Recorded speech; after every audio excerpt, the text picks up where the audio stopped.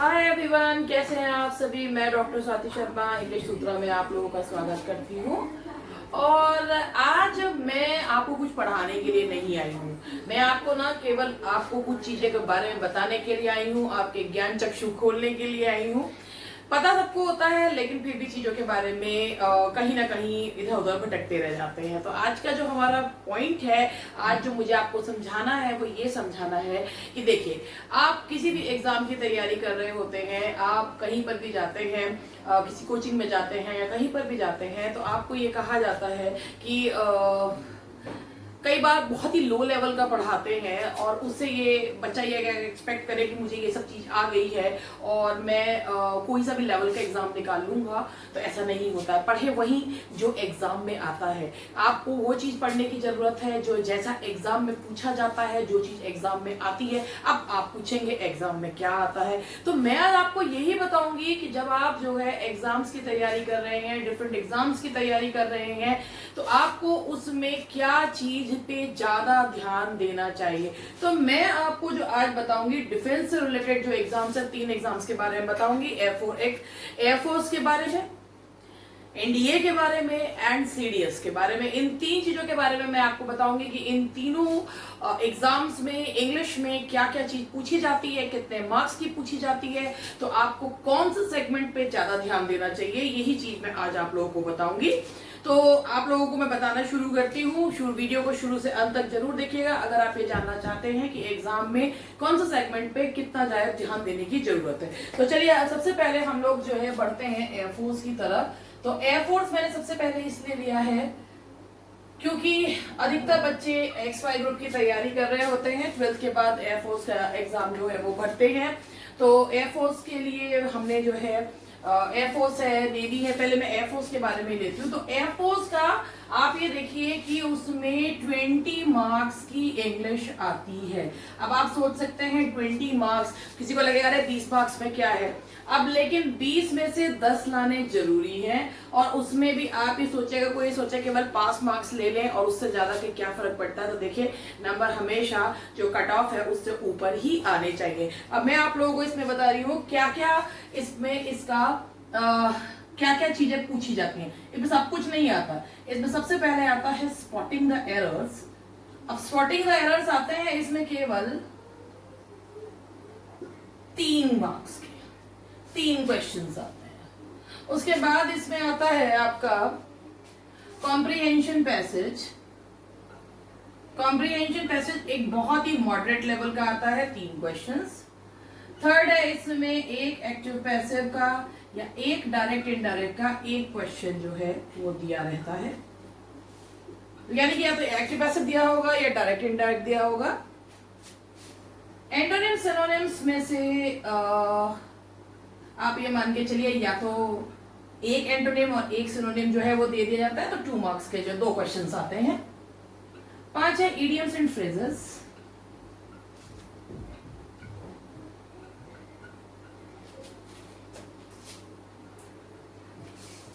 या इसमें idioms and phrases या वन वर्ड में से कोई एक जो है या दोनों के एक एक क्वेश्चन जो है वो दिए जाते हैं।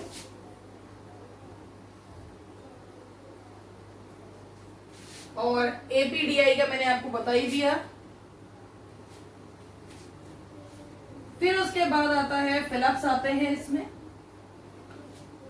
और फिलअप्स आते हैं इसमें आपके 3 मार्क्स के फिलअप्स हैं। 3 क्वेश्चंस आएंगे इसमें, 3 क्वेश्चंस कर देती हूँ। एंड द 7th इज इसमें आता है आपका पार्ट्स ऑफ स्पीच का क्वेश्चन इसमें जरूर पूछे जाते हैं। ये कौन सा पार्ट्स ऑफ स्पीच है, ये कौन सा पार्ट ऑफ स्पीच है। तो आप ये मान के चलिए पार्ट ऑफ स्पीच के भी 3 मार्क्स के क्वेश्चन जो है वो आ जाते हैं। और एक आता है इसमें स्पेलिंग। स्पेलिंग का जो क्वेश्चन है ये, अब अगर हम ध्यान से देखें तो देखिए 3, 6, 7, 8, 9, 10, 11, 12, 13, 14, 15, 18 रह गए। कौन सा चीज छूट गई है मुझसे? 2 नंबर का कुछ छूट गया है मुझसे।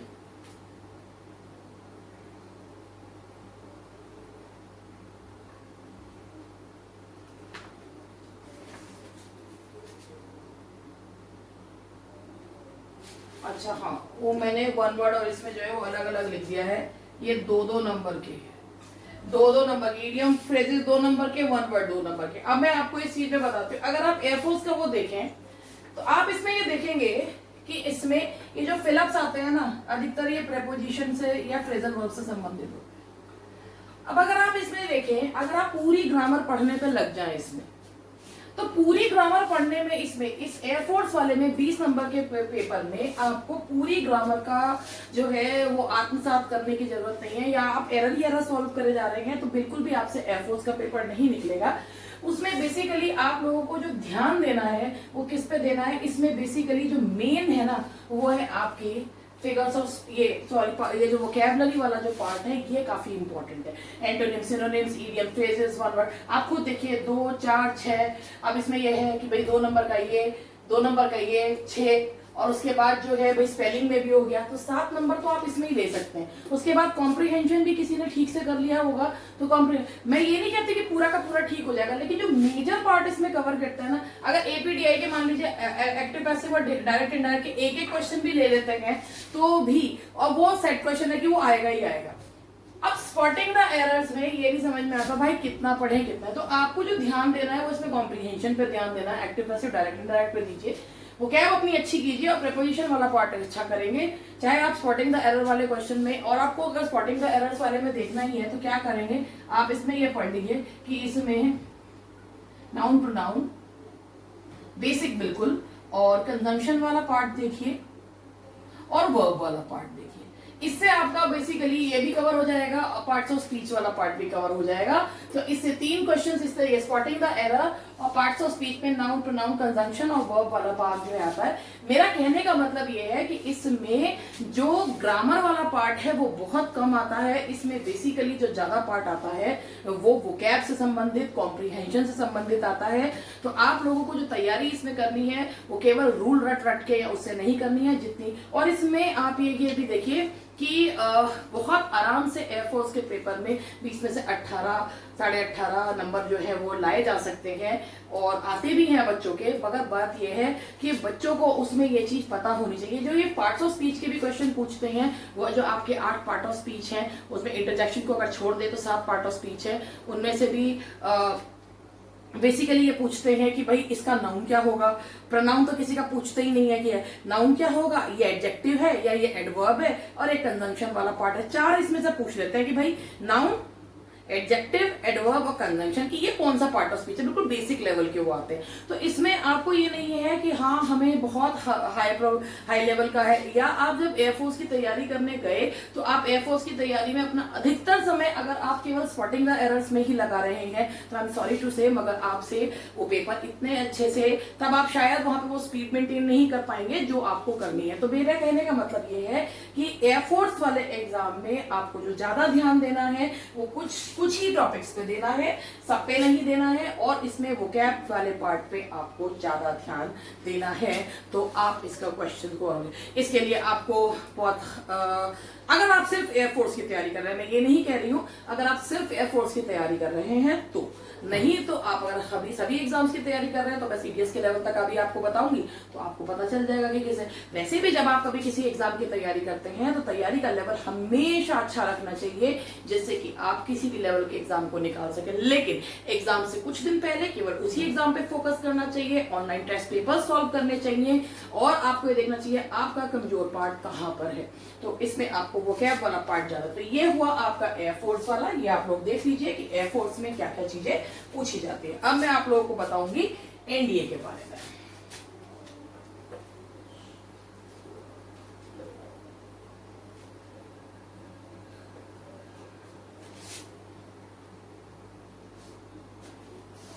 अब आप एनडीए के बारे में देखिए। अब हम इसके थोड़ा सा इसका लेवल जो है ऊपर बढ़ाते हैं। तो एनडीए के बाद +2 के बाद एनडीए भी है, और इसमें एनडीए वाले पेपर में इंग्लिश में क्या आता है, सबसे पहले ये देखिए इसमें 50 क्वेश्चंस होते हैं और 50 क्वेश्चन जो है वो 200 मार्क्स के 50 क्वेश्चंस होते हैं, यानी कि एक क्वेश्चन 4 नंबर का जो है वो होता है। क्वेश्चन भले ही 50 हैं लेकिन होते कितने नंबर के हैं? 200। तो एयरफोर्स का लेवल ऊपर होता है, एक अच्छा खासा लेवल होता है। ऑब्वियसली जो है इसको यूपीएससी कंडक्ट कराता है, तो एनडीए जो है वो बहुत अच्छे डिफेंस का एक अच्छे लेवल का एग्जाम है।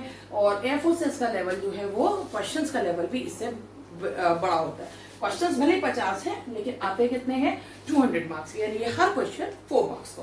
अब इसमें सुनिए क्या क्या आता है। सबसे पहले इसमें लेंगे कि इसमें आते हैं फिलअप्स, आते हैं fill in the blanks. Fill in the blanks आते हैं, इनका सेट फॉर्मेट है। तो फिल इन द ब्लैंक्स आएंगे आपके 5 इंटू 4 कर दीजिएगा, 20 मार्क्स के हैं। तो 5 आपके फिल इन द ब्लैंक्स आते हैं। अच्छा, फिल इन द ब्लैंक्स में आपको क्या ध्यान रखना है? फिल इन द ब्लैंक्स अगर आप पढ़ते हैं कि हम फिल इन द ब्लैंक्स में क्या करें, तो फिल इन द ब्लैंक्स में आप प्रेपोजिशंस पढ़िए और फ्रेजल वर्ब्स पढ़िए। Most of the questions fill in the blanks के प्रेपोजिशंस और फ्रेजल वर्ब से ही संबंधित होते हैं। उसके बाद आता है आपका कॉम्प्रिहेंशन। कॉम्प्रिहेंशन भी 5 नंबर का आता है और कॉम्प्रिहेंशन को आपको सॉल्व करना है। तो देखिए, कॉम्प्रिहेंशन को सॉल्व करने का तरीका यही है कि पहले क्वेश्चंस पढ़िए, फिर आंसर्स पढ़िए। छोटा पैराग्राफ छोटा है तो आप पहले पैराग्राफ पढ़िए, लेकिन कभी भी पैराग्राफ को ट्रांसलेट करने की कोशिश ना करें, वो टाइम कंज्यूमिंग होता है। अब मैं आपको ये भी बताऊं कि पहले कौन से क्वेश्चन सॉल्व करें। जैसे कि आप जानते हैं कि अभी तक ही भाई कौन से क्वेश्चंस को आप जल्दी सॉल्व करके अपना स्कोर जो है बना सकते हैं। कई बार बच्चे अपना टाइम बहुत ज्यादा कुछ क्वेश्चंस पे लगा देते हैं। तो अब देखिए, कॉम्प्रिहेंशन आ गया। उसके बाद आते हैं आपके जम्बल्ड। जो जम्बल्ड सेंटेंसेस हैं वो भी आपके आते हैं 5 इंटू 4 वही 20। उसके बाद है आपका स्पॉटिंग द एरर्स।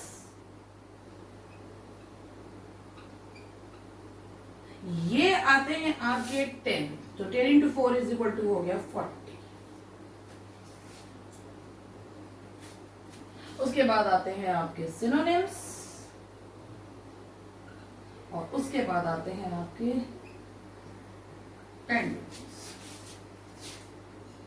तो अब ये इसमें और सिनोनिम्स और एंटोनिम्स वही 10 है, वही इंटू 4 इंटू 4 40। और एक इसमें आता है आपका इडियम्स एंड फ्रेजेस।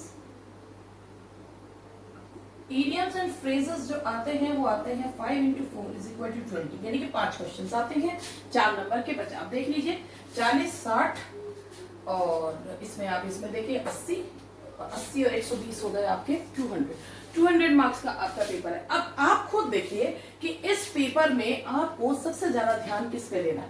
देखिए, फिल इन द ब्लैंक्स है। सबसे पहले आपको सॉल्व क्या करना है। मैं आपसे कहूं अगर कि आप सॉल्व करना कहां से शुरू करें, तो जी सबसे पहले फिल इन द ब्लैंक्स कीजिए। उसके बाद सिनोनिम, एंटोनिम्स और इडियम्स एंड फ्रेजेस में अपनी जो हाथ है वो आजमाइए। जितने आपसे ठीक होते हैं उतने करिए, जिससे कि आपको बाद में जो है वो ये ना रहे कि हमारे पास समय नहीं था। उसके बाद स्पॉटिंग द एरर्स, उसके बाद आप कॉम्प्रिहेंशन पैसेज कीजिए, फिर स्पॉटिंग द एरर्स कीजिए, लास्ट में जम्बल्ड कीजिए। जम्बल्ड सबसे लास्ट में करने का मैं इसलिए कह रही हूँ क्योंकि जम्बल्ड सेंटेंस का जो हम एक बच्चे को बताते हैं 30 सेकंड होता है सॉल्व करने के लिए, लेकिन जम्बल्ड में बच्चे एक एक रखने के चक्कर में वो 5 क्वेश्चंस पे इतना टाइम वेस्ट कर देते हैं कि वो 40 क्वेश्चंस में से काफी क्वेश्चंस बर्बाद कर देते हैं। तो इसीलिए मैं आप लोगों को बता रही हूँ कि जब भी आप पेपर सॉल्व करने बैठे तो सबसे पहले आप जो है वो वोकैबुलरी वाला जो पार्ट है उसमें, क्योंकि आता है तो करिए, नहीं आता है तो आगे बढ़िए, वो वाला है। क्योंकि एरर्स और जम्बल्ड आपका सबसे ज्यादा समय लेंगे। तो सबसे पहले आप अपना वोकैबुलरी वाला पार्ट कीजिए, सिनोनिम्स कीजिए, एंटोनिम्स कीजिए, इडियम्स एंड फ्रेजेस कीजिए, फिल इन द ब्लैंक्स कीजिए। इस तरीके से कर लीजिए। नंबर 1 पे fill in the blanks, number 2 पे idioms and phrases. Idioms and phrases से क्या होता है, कई बार पढ़े हुए होते हैं, आराम से लग जाते हैं। फिर सिनोनिम्स एंड एंटोनिम्स जो है वो करिए। उसके बाद आप आइए कॉम्प्रिहेंशन पैसेज पे, यानी कि 5th नंबर पे। उसके बाद सबसे पहले, फिर उसके बाद स्पॉटिंग एरर्स कीजिए और लास्ट में जो है वो जम्बल्ड सेंटेंसेस कीजिए, क्योंकि ये सबसे ज्यादा टाइम कंज्यूमिंग होते हैं। इतने नंबर के नहीं होते जितने ये टाइम कंज्यूमिंग होते हैं। तो आपको सबसे बड़ी बात है, जो सामने आता जा रहा है वही करना है, इस तरीके से नहीं किया जाता। अब इसमें भी ये सुनिए कि स्पॉटिंग द एरर्स में जो क्वेश्चन इसमें पूछे जाते हैं, इसमें भी सेम वही चीज है। आर्टिकल्स के क्वेश्चन बहुत रेयर ही है, कभी आ गए कंजम्पशंस पूछा जाता है, और वर्ब आपको अपने बहुत अच्छे कर लेने हैं। नाउन प्रोनाउन के क्वेश्चंस इसमें इतने नहीं आते हैं, और प्रोनाउन का फिर भी डिटर्मिनर से संबंधित जो है वो प्रोनाउन वाला जो है वो आ जाते हैं। तो बेसिकली जो आपको अगर वो करने भी हैं तो आप अपने 4-5 टॉपिक्स बहुत अच्छे कर लीजिए जो वर्ब से रिलेटेड है, प्रोनाउन है, कंजंक्शन है, आर्टिकल्स है। ये क्वेश्चंस आप अपने बहुत अच्छे से, ये टॉपिक्स आप अपने बहुत अच्छे से कर लीजिए। देखिए वोकैब के बारे में तो मैं कोई भी 100% श्योर नहीं हो सकता है, लेकिन the more you practice the more you learn. कई बार रिपीट भी हो जाते हैं। सबसे पहले आप ये सोचिए कि ऑनलाइन प्रैक्टिस टेस्ट देने की हैबिट जो है वो बहुत अच्छे से डालिए, जिससे आपको ये पता चले कि क्या पढ़ना है क्या नहीं पढ़ना है। अगर मैं आपसे कह दूं कि आप द हिंदू पढ़ना शुरू कर दीजिए। देखिए कोई भी एक 12वीं पास बच्चा बेसिकली जो एक हिंदी मीडियम से पढ़ा हुआ बच्चा होता है, अगर आप उस पर प्रेशर डाल देते हैं कि बेटा द हिंदू पढ़ना शुरू कर दो, तो it is very difficult for him कि वो द हिंदू पढ़ना शुरू कर दे, उसको ग्रैस्प करना शुरू कर दे। वो हैबिट्स जो है कल्टीवेट की जाती हैं, धीरे धीरे आती हैं। एग्जाम से पहले अगर आप द हिंदू खोल के बैठ जाएंगे तो भगवान जाने आप अगले दिन एग्जाम में क्या करके आएंगे। वो एक हैबिट बनानी पड़ती है। आप हैबिट बनाना शुरू कर दीजिए, बैकग्राउंड में अपनी वो हैबिट चलते रहने दीजिए, लेकिन the key to success is only practice. Practice जितना करेंगे, और ऑनलाइन दीजिए टेस्ट दीजिए, ऑफलाइन टेस्ट दीजिए, और हमेशा जो भी आप प्रैक्टिस बुक खरीदते हो वो ऑथेंटिक होनी चाहिए। उस किताब में जरूरत से ज्यादा एरर्स नहीं होनी चाहिए। इसके लिए आप अपने किसी भी टीचर की मदद ले सकते हैं। किसकी मदद लीजिएगा? जो आपको बता दे कि कौन सी किताब खरीदे और कौन सी नहीं। वैसे मैं आपको सजेस्ट करूंगी कि आप ऑनलाइन टेस्ट दें, तो आपकी स्पीड भी बढ़ती है और उससे आप काफी चीजें सीखते हैं। दूसरी बात, आप कोई भी सिनोनिम एंटोनिम है रटिए मत। उस सिनोनिम एंटोनिम को अपने कॉपी में लिखिए, हफ्ते भर बाद रिवाइज कीजिए, और जितने ज्यादा एंटोनिम सिनोनिम्स के प्रैक्टिस टेस्ट सॉल्व कर सकते हैं उतने ज्यादा कीजिए। जहां आप प्रैक्टिस टेस्ट सॉल्व करते हैं तो जैसे ही वो क्वेश्चन आपके दिमाग में बैठ जाता है और वो चीज आपके सामने आते ही आप कर लेते हैं। देखिए कुछ छोटे छोटे सक्सेस मंत्रास हैं जो आप लोग जो है जब अगर इनको समझेंगे करेंगे, क्योंकि ऐसा है कि आता सबको है, लेकिन मास्टर वही माना जाता है जो उस समय वहां अपने नॉलेज को ठीक से एग्जीक्यूट कर पाता है। तो that is the main thing which you have to keep in mind. तो ये हुआ हमारा एनडीए का, और एनडीए में मैंने आपको बताया कौन सा पार्ट पहले कीजिए और कौन सा पार्ट बाद में कर लेंगे। ठीक है, उसके बाद हम आगे बढ़ते हैं।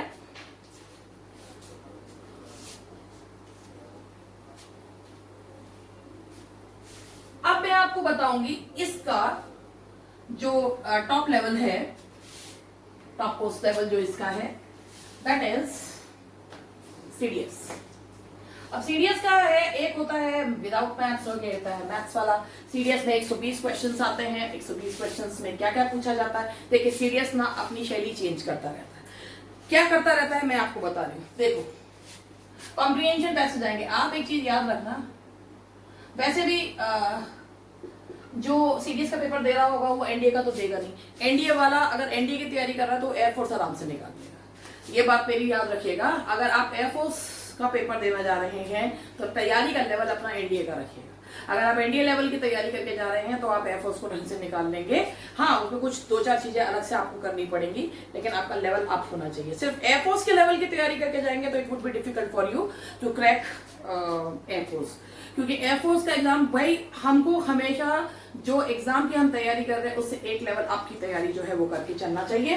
अब कॉम्प्रिहेंशन सीडीएस में कितने आते हैं? 2 कॉम्प्रिहेंशन पैसेजेस आते हैं, और 2 कॉम्प्रिहेंशन पैसेजेस का मतलब है कि इसमें 10 क्वेश्चंस, यानी कि 2 into 10 क्वेश्चंस होते हैं। 2 कॉम्प्रिहेंशन पैसेजेस आते हैं जिसमें 10 क्वेश्चंस होते हैं, यानी कि 10 नंबर के 10 क्वेश्चंस होते हैं। उसके बाद इसमें होते हैं, आती हैं एरर्स। एरर्स के क्वेश्चंस भी होते हैं 10 मार्क्स के। ठीक है, उसके बाद आते हैं आपका, इसमें विकैब का पार्ट काफी ज्यादा है। इसमें इडियम्स आते हैं आपके 10 मार्क्स के, 10 क्वेश्चंस आते हैं। उसके बाद आपका है इसमें जम्बल्ड। आप एक चीज ये याद रखिएगा कि इसमें ना जम्बल्ड 2 तरीके से दिए जाते हैं। एक वर्ड्स वाले जम्बल्ड भी होते हैं और एक सेंटेंसेस वाले जम्बल्ड भी होते हैं। और जो लंबे वाले जम्बल्ड सेंटेंसेस होते हैं ना, वो स्टूडेंट्स को बहुत टाइम जो है वो लगाते हैं। तो जम्बल्ड जो सेंटेंसेस हैं, मैं अब की बार 2020 वाला ही जो है वो बता रही हूँ। तो इसमें इन्होंने ये वाले नहीं दिए थे, और उसके बाद मतलब वर्ड्स वाले नहीं दिए थे इस बार। उसके बाद आते हैं फिल इन द ब्लैंक्स, और फिल इन द ब्लैंक्स में अधिकतर फ्रेजल वर्ब्स वाला ही पार्ट जो है वो आता है। तो फिल इन द ब्लैंक्स जो है उसमें आपके 10 के क्वेश्चंस के फिल इन द ब्लैंक्स आते हैं। उसके बाद आपका है सिनोनिम्स है, फिर वही सिनोनिम्स भी आपके आते हैं 10, एंटोनिम्स भी 10। इसके बाद आपका आता है, इस बार इन्होंने एक ये नई चीज दे दी थी, सीडीएस वाले हर बार कुछ ना कुछ कर देते हैं नया। पिछली बार इन्होंने एक्टिव पैसेज दे दिया था, इस बार इन्होंने पार्ट्स ऑफ स्पीच के 10 क्वेश्चन दे दिए। पार्ट्स ऑफ स्पीच, फिर स्पेलिंग मिस्टेक, ये भी इन्होंने शायद इस बार पहली बार ही दिया था। स्पेलिंग मिस्टेक, इसके क्वेश्चंस थे आपके 10। इसके बाद था ट्रांसफॉर्मेशन, ये भी एक नई चीज आई थी इसमें। और इसके बाद था डायरेक्ट इनडायरेक्ट यानी नरेशन। Transformation 10, narration 10। अब जरा गिनने तो देख लीजिएगा, 10, 20, 30, 40, 50, 60, 70, 80, 90। अरे कौन सा भूल गई मैं।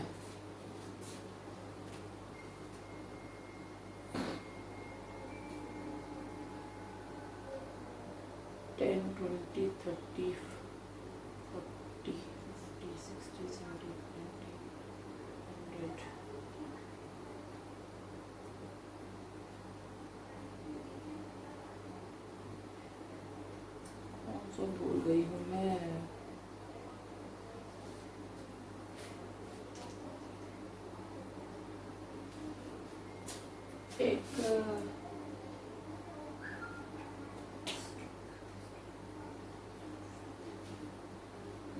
एक इसमें 10 नंबर का और भी है, क्योंकि इसमें है आपका कॉम्प्रीहेंशन। हाँ शायद वही है। इसमें एक चीज मैं इसमें भूल गई हूँ। इसमें जो है जम्बल्ड सेंटेंसेस का जो जम्बल्ड को ये जम्बल्ड को मैं 20 में कर देती हूँ काम का जम्बल्ड, क्योंकि इसके 10 क्वेश्चंस जम्बल्ड के वो वाले भी आते हैं। एक तो पैराग्राफ वाले आते हैं और एक आते हैं जम्बल्ड के जिसमें वर्ड्स को जो है वो छोटे छोटे जो है उसमें अरेंज करना होता है। यानी कि कुछ लंबे पैराग्राफ वाले होते हैं और कुछ जो होते हैं वो छोटे पैराग्राफ वाले, मतलब सिर्फ वर्ड्स के उसमें जो है वो उनको अरेंज करना होता है 20 मार्क्स का। अब अगर आप इसे ध्यान से देखें तो इसमें ग्रामर वाला पार्ट कौन कौन सा है। चलिए ग्रामर वाले पार्ट को लगाते हैं। ये एरर्स है, पार्ट्स ऑफ स्पीच है, ट्रांसफॉर्मेशन है और डायरेक्ट इनडायरेक्ट। अब गिनिए कितना है, 10, 20, 30, 40। 40 नंबर का है आपका। 120 में तो 40 हटा दीजिए तो कितने बचते हैं आप देखिए, खुद ही देखिए। 120 में तो 40 घटा देंगे तो आप खुद देखिए कि बाकी चीजें जो 80 मार्क्स का जो है वो यही चीज है ना, कि भाई इसमें आपके भाई बाकी के क्वेश्चन जो है आपका ये वाला पार्ट ज्यादा है इसमें। तो ऐसा नहीं है कि हमें इसमें ग्रामर को करने की जरूरत नहीं है, लेकिन जब हम इसमें करेंगे तो इसमें आपका जो बेसिकली जो हर इन एग्जाम्स में जो अधिकतर चीजें हैं वो क्या है कि आप इसमें ये देखिए 10 की एरर्स है, 10 की पार्ट्स ऑफ स्पीच है, 10 की ट्रांसफॉर्मेशन है, 10 की डायरेक्ट इनडायरेक्ट है। तो आप इन पे अगर ज्यादा ध्यान देते चले गए और इन पे नहीं दिया ध्यान तो आपका पूरा का पूरा ये बिगड़ जाएगा। तो आपको क्या करना है कि इसमें आपको सबसे पहले ट्रांसफॉर्मेशन कैसे करी जाती है। ट्रांसफॉर्मेशन में आपको जो ध्यान रखना है वो सबसे पहले क्या है, क्लॉजेस के बारे में। अच्छा डायरेक्ट इनडायरेक्ट आपको ना अपने डायरेक्ट इनडायरेक्ट और एक्टिव पैसिव, कई बार डायरेक्ट इनडायरेक्ट देते हैं, कई बार एक्टिव पैसिव देते हैं, वो आपको बहुत अच्छे से पढ़ लेने हैं क्योंकि उनमें नंबर जो है वो पूरे के पूरे मिल जाते हैं।